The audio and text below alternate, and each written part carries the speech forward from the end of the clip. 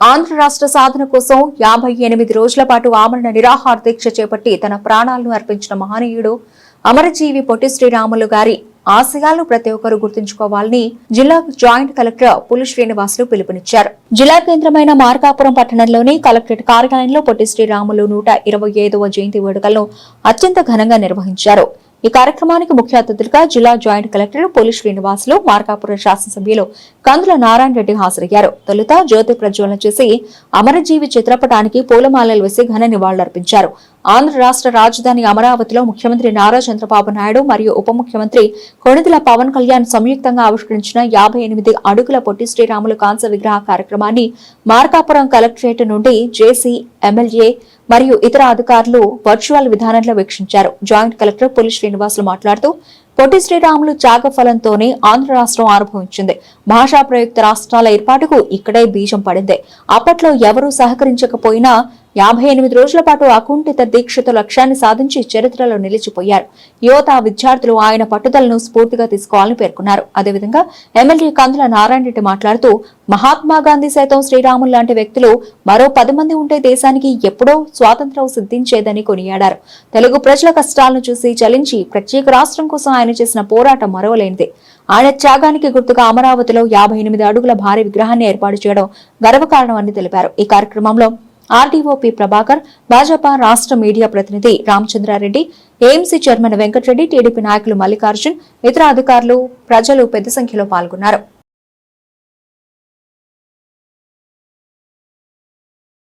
చంద్రబాబు నాయుడు గారు statue of sacrifice అని పెట్టి ఈరోజు 58 అడుగుల విగ్రహాన్ని, పొట్టి శ్రీరాములు గారి విగ్రహాన్ని ఈరోజు ఆవిష్కరిస్తా ఉన్నారంటే ఒక గొప్ప నాయకుడికి ఈ తెలుగు ప్రజలు ఎంత ఘనమైనటువంటి నివాళులు అర్పిస్తా ఉన్నారో మనం దీన్ని బట్టి అర్థం చేసుకోవచ్చు. కాబట్టి ఆ యొక్క చిరస్మరణీయుణ్ణి మన హృదయాల్లో పెట్టుకొని జీవితాంతం గుర్తుండిపోయేలా మన అందరికీ స్వతంత్రాన్ని ఇచ్చినటువంటి ఆ శ్రీరాములు గారిని స్మరించుకుంటూ మన ముఖ్యమంత్రి గారు చేస్తున్నటువంటి ఈ అద్భుతమైనటువంటి కార్యక్రమాన్ని మనమందరం గ్రామాల ప్రజలకు తెలిసేలా తెలియజేస్తూ మన రాష్ట్ర అభ్యున్నతికి మనం ఏ రకంగా పాటుపడతామో అలాగే మన జిల్లా అభ్యున్నతికి కూడా మనమందరం పాటుపడదాం. మన జిల్లాని మనం అభివృద్ధి పదంలోకి తీసుకుపోదాం. మన కొత్త జిల్లాని మనం ఒక ఆదర్శవంతమైనటువంటి జిల్లాగా తయారు చేసుకుందామని మీ అందరికీ మనసారా వేడుకుంటూ, మనసారా విజ్ఞప్తి చేసుకుంటూ సెలవు తీసుకుంటా ఉన్నాను. కన్నీళ్ళు వస్తాయి. ఆయన చనిపోయిన విధానం కానీ, ఆయన బాడీ ఎట్లాంటి కండిషన్లో చనిపోయే రోజుకు ఉంది, ఆయనకి ఎవరు సహకరించలేదు, ఆయన ఒక్కడే మొండిగా చేశాడంటే అవన్నీ తలుచుకుంటే ఇప్పటికీ చాలా బాధ వేస్తుంది. 58 రోజులు మరి నిరంతరం స్ట్రగుల్ అవుతూ ఆయన చేసినటువంటి త్యాగ ఫలితంగా తర్వాత అటు కేంద్ర ప్రభుత్వం, రాష్ట్ర ప్రభుత్వాలు కదలికి వచ్చి మళ్ళీ 1953 అక్టోబర్న ఆంధ్ర రాష్ట్రం ఏర్పడటానికి దోహదపడింది. బట్ అట్లాంటి మహానుభావుడు జీవిత చరిత్ర ఈరోజు ఉన్నటువంటి ప్రతి ఒక్కరూ తెలుసుకోవాలి.